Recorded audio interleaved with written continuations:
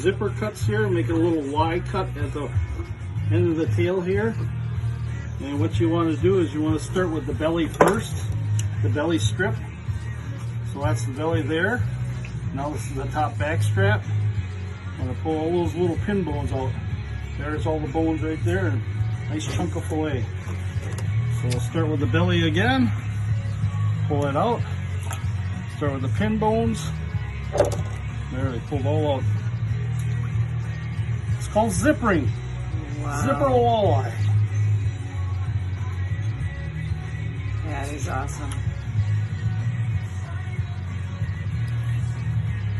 Just as long as you make that little starter slit, it just follows. Just that little Y cut in the back end of the tail there. Let me see how close that is to the light.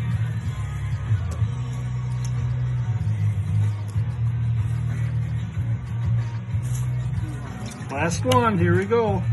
There it is, the split. Belly first, and go for the top part.